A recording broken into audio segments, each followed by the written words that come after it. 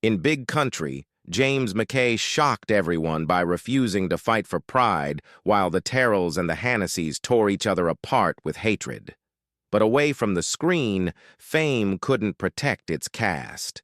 Behind the fame were broken marriages, addiction, devastating family tragedies, and heartbreaking deaths that no one saw coming. This is what happened to the cast in 2026, and their real stories are more shocking than the film. Jean Simmons as Julie Maragon. Jean Simmons was born on January 31st, 1929, in England. At 29, she played Julie Maragon, a complex young woman whose poise and emotional depth brought nuance to a story dominated by rugged frontier men in the Big Country. Her Julie stood apart from other female characters, embodying both inner strength and vulnerability, which anchored the romantic tension and human drama of the film. Behind the camera, Simmons faced intense personal pressures. Her first marriage to actor Stuart Granger, 1950 to 1960, was marked by jealousy and controlling behavior, leaving her emotionally drained. She later married director Richard Brooks, but that marriage, too, ended in divorce by 1980. These personal upheavals, combined with the demands of a high-profile career in films like Spartacus, 1960, Guys and Dolls, 1955, and later the miniseries The Thornbirds, 1983, contributed to her struggles with depression and alcohol dependency, which peaked during the 1970s and 1980s. Simmons confronted these challenges head-on, entering treatment at the Betty Ford Center in 1986 to address her alcoholism and rebuild her life. Her resilience allowed her to continue working and receive critical acclaim even as she managed personal demons, demonstrating the same strength that made her performances so compelling. Jean Simmons passed away on January 22, 2010, from lung cancer at the age of 80, leaving a legacy of unforgettable roles and a life story defined by both brilliance on screen and the courage to confront personal hardship. Gregory Peck as James McKay.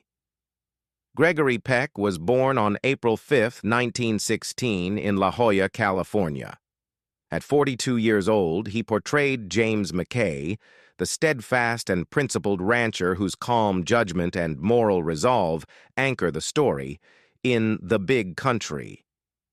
McKay's strong sense of honor and courage made him central to the plot, giving audiences a hero whose decisions shaped the fates of everyone around him.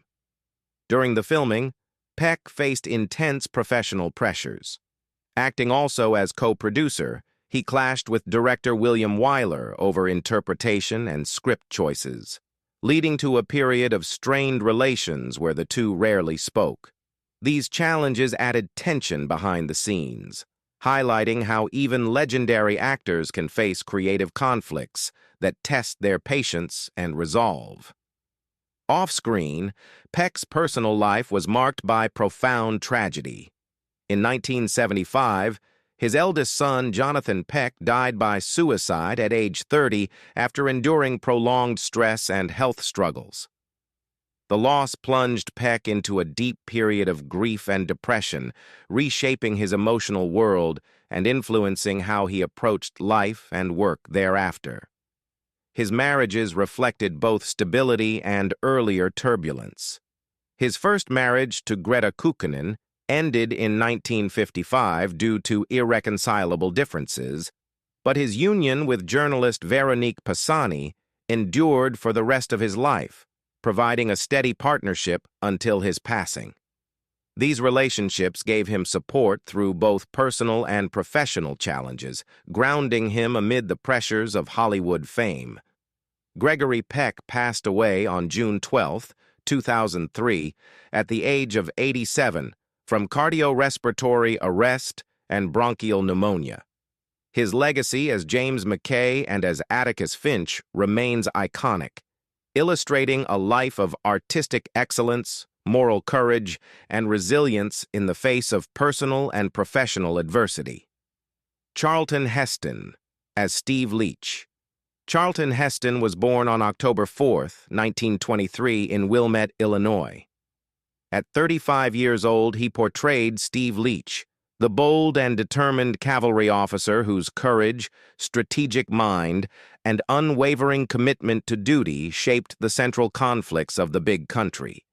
Leach's commanding presence and decisive actions positioned him as a pivotal figure in the story. Heston's career was defined by epic roles, but his time on the Big Country coincided with the pressures of being a leading man in Hollywood. Known for portraying larger-than-life historical and biblical figures, he often faced intense scrutiny from directors, producers, and audiences alike. These professional demands underscored the intensity required to maintain his reputation as one of cinema's most respected actors. Off-screen, Heston endured personal and public challenges.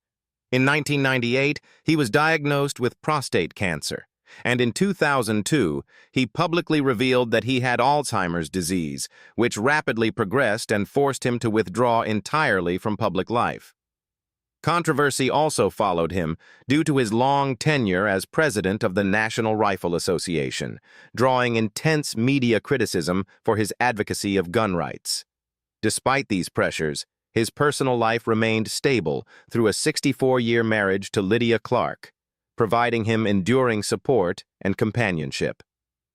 Charlton Heston passed away on April 5, 2008, at the age of 84.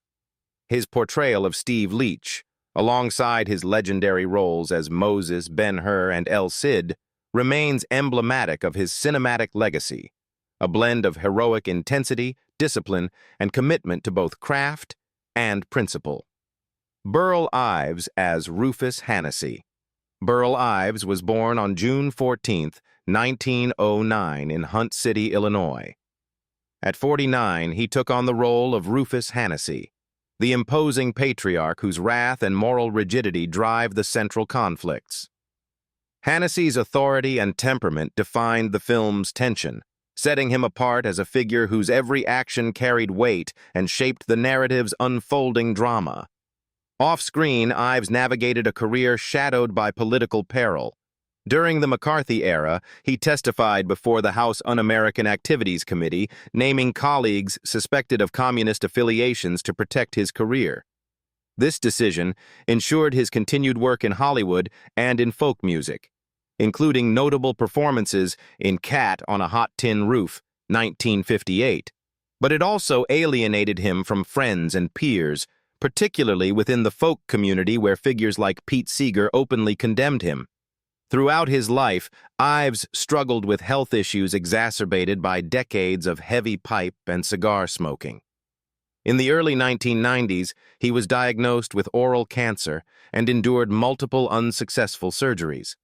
His determination to continue performing despite illness underscored his lifelong dedication to craft and his resilience in the face of public and personal pressures.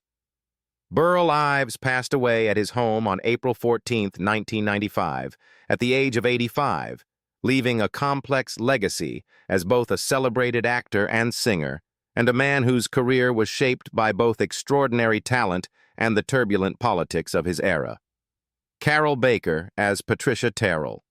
Carroll Baker was born on May 28, 1931, in Johnstown, Pennsylvania. At 27, she played Patricia Terrell, the spirited daughter-in-law whose emotional strength and romantic tension with the male lead shaped much of the story's central conflict in the Big Country, 1958. Patricia's courage and determination in navigating family rivalries made her role essential to the plot, distinguishing her from other female leads of the era. Behind the scenes, Baker faced significant career challenges. A bitter contract dispute with Paramount Pictures led to blacklisting, forcing her to move to Europe and restart her career in Italy, England, Germany, Mexico, and Spain. During this time, she appeared in European thrillers and giallo films, proving her versatility and resilience despite the professional setbacks. Her personal life was marked by emotional turbulence. Baker's first marriage to director Jack Garfien ended in 1969, leaving her to deal with depression and financial strain. She later married Donald Burton in 1982, and they remained together until his death in 2007, providing her with stability after decades of public scrutiny and career pressures. As of 2026, Carol Baker is 95 years old. She lives quietly in Hampstead, London, reflecting on a career that bridged Hollywood and international cinema, balancing both personal hardship and professional acclaim. Charles Bickford, as Major Henry Terrell. Charles Bickford was born on January 1, 1891, in Cambridge, Massachusetts. At 67, he portrayed Major Henry Terrell, the stern and authoritative father whose decisions and moral code drive the conflict between feuding families. Terrell's unwavering discipline and confrontations with other men of the story created the dramatic tension essential to the narrative, making him the cornerstone of the family hierarchy on screen. Bickford's career reflected his resilience in the face of adversity. Known for clashing with studio heads and briefly being blacklisted, he lost leading man status after a lion attack in 1935, yet he persevered, delivering acclaimed performances in films like The Song of Bernadette, 1943, and Johnny Belinda, 1948. His experience lent depth and gravitas to Terrell, emphasizing the wisdom and toughness of a patriarch who had weathered life's challenges. Off-screen, Bickford maintained a stable family life despite Hollywood pressures. Married to Beatrice Loring until his death, he raised 2 children while continuing to work in demanding film roles. His commitment to family and craft mirrored the resilience and moral authority he portrayed on screen. Charles Bickford passed away on November 9, 1967, in Los Angeles at the age of 76 from complications of blood infection and pneumonia. He is remembered as a quintessential Hollywood patriarch whose life and career reflected the same fortitude as Major Henry Terrell. Chuck Connors as Buck Hannessy. Chuck Connors was born on April 10, 1921, in Brooklyn, New York.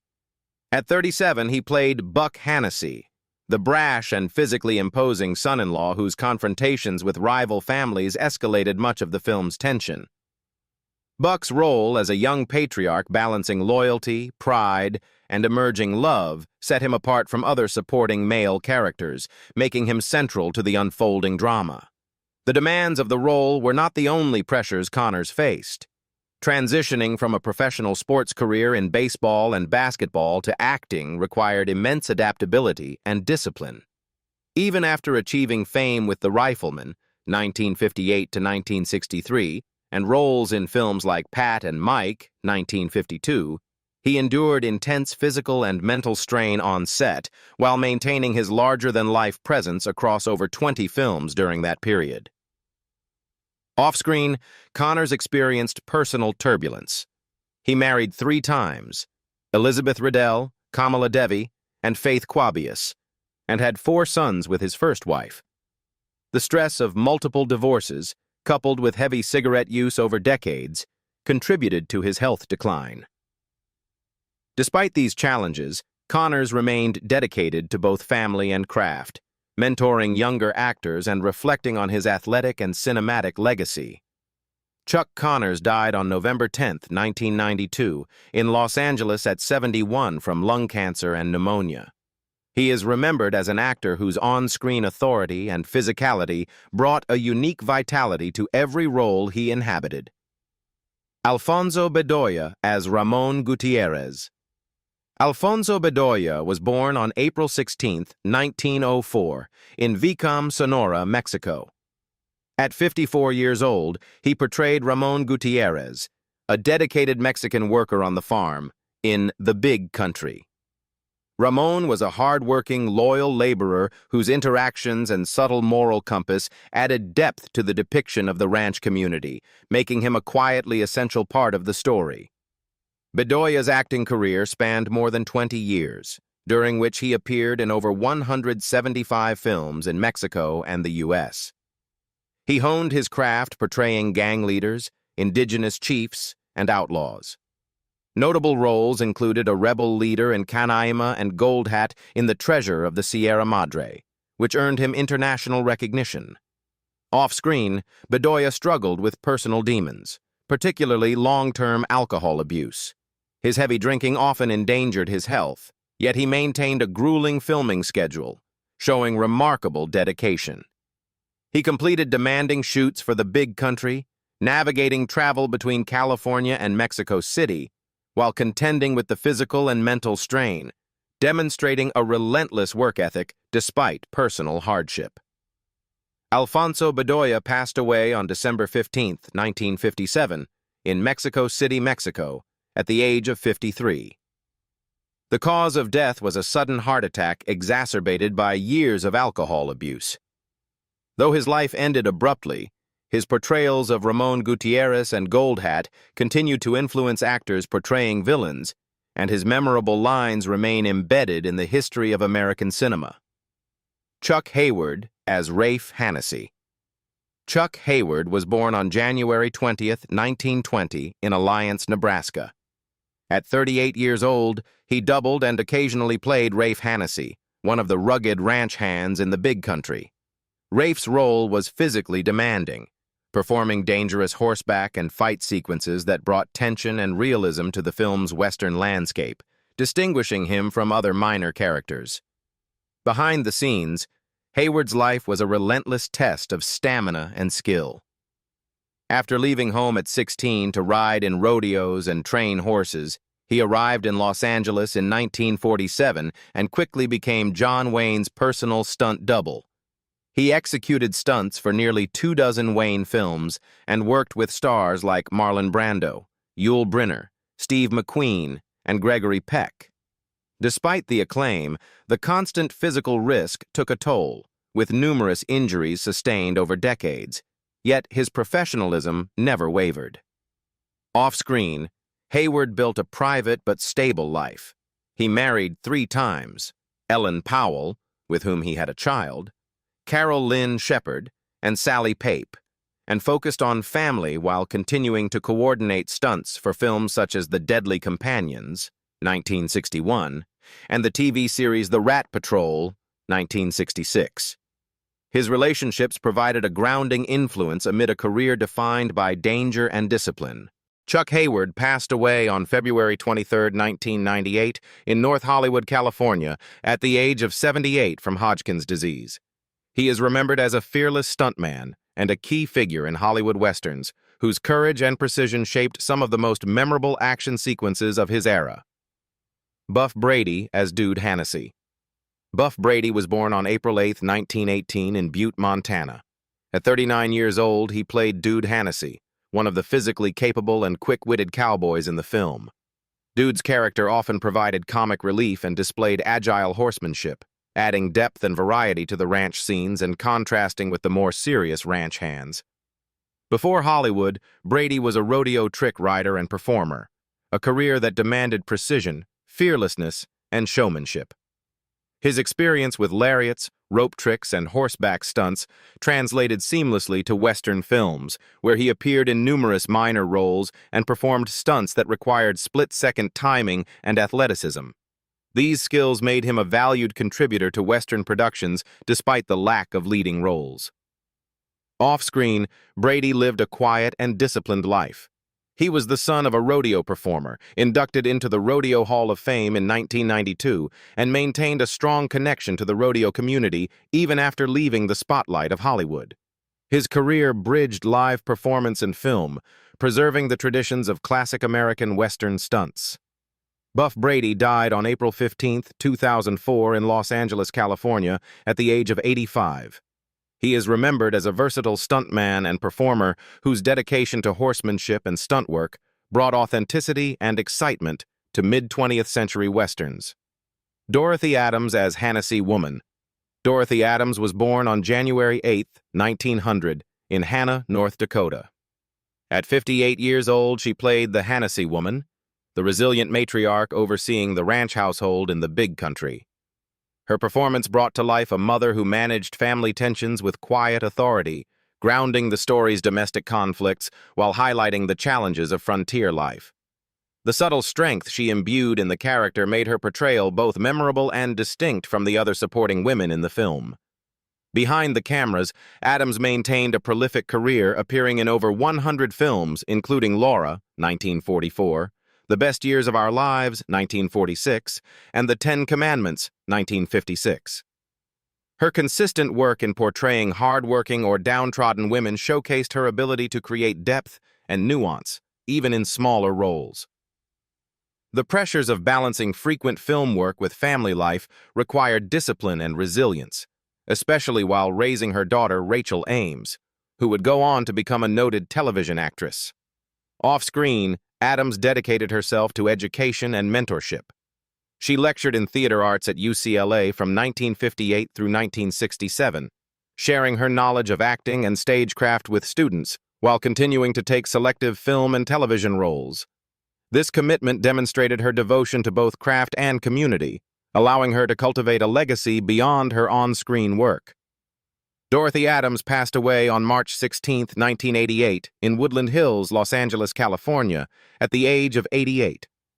Her life reflected a steadfast dedication to her family, her students, and the art of acting, leaving a lasting impression as a quietly formidable presence in Hollywood's golden age. Chuck Roberson as Terrell Cowboy. Chuck Roberson was born on May 10, 1919, near Roswell, New Mexico. At 39 years old, he played a Terrell Cowboy, a skilled ranch hand whose horsemanship and presence were essential to the film's tense action sequences. His role required expert stunt work, including riding and fight scenes, which distinguished him from other supporting actors and added realism to the frontier environment. This performance cemented his reputation as a versatile stuntman and reliable supporting actor. During the production, Roberson's extensive experience in stunts, gained from years doubling for John Wayne in films like The Fighting Kentuckian, 1949, and The Searchers, 1956, proved invaluable. He endured numerous physical injuries, including broken bones and chronic pain, which were compounded by the demands of working on horseback in rugged terrain. These hardships underscored the physical risk inherent in his craft and demonstrated his commitment to creating believable action scenes for audiences. Off-screen, Roberson built a stable and productive life. He married and raised his family in California while operating a ranch to breed and train horses for film and rodeo work. He also coordinated stunts and worked as a second-unit director on numerous westerns, including The Lone Ranger, Gunsmoke, and The Virginian, mentoring younger stunt performers and ensuring safety while maintaining the authenticity of action sequences. Chuck Roberson passed away on June 8, 1988, in Bakersfield, California, at the age of 79 due to cancer. He is remembered as a dedicated stuntman and actor whose professionalism and courage brought realism and excitement to classic Hollywood westerns, leaving a legacy of discipline, skill, and mentorship. Bob Morgan as Terrell Cowboy. Bob Morgan was born on November 14, 1916, in Mount Carmel, Illinois. At 43 years old, he appeared as a Terrell Cowboy, a rugged ranch hand who navigates the perils of frontier life while contributing to the film's tense action sequences. His skill with horseback stunts and physical presence made the character integral to the authenticity of the ranch scenes, setting him apart from other supporting roles. During his career, Morgan faced a devastating accident in 1962 while filming How the West Was Won, when a chain rig collapsed during a train action sequence. The accident resulted in the loss of one leg, an eye, and multiple other serious injuries, abruptly ending his peak stunt work. Prior to this, he had built a steady career appearing in films such as The Boss, 1956, and La Spada e la Croce, 1958, often performing risky stunts that demanded precision and courage. Off-screen, Morgan drew strength from his personal life. He was married twice, first to Helen Krelenkovich Morgan, and then to actress Yvonne De Carlo, who supported him through recovery after the accident. Their family, including children Michael, Bruce, and Bari, became his anchor as he navigated life with severe physical limitations, showing remarkable resilience and determination. Bob Morgan passed away on February 22, 1999, in Woodland Hills, Los Angeles, California, at the age of 83 due to cancer. Despite the tragedy that curtailed his stunt career, he is remembered for his bravery, professional dedication, and the courage with which he faced the challenges of both Hollywood and life. Jim Burke as Blackie/Cracker. Hannessy.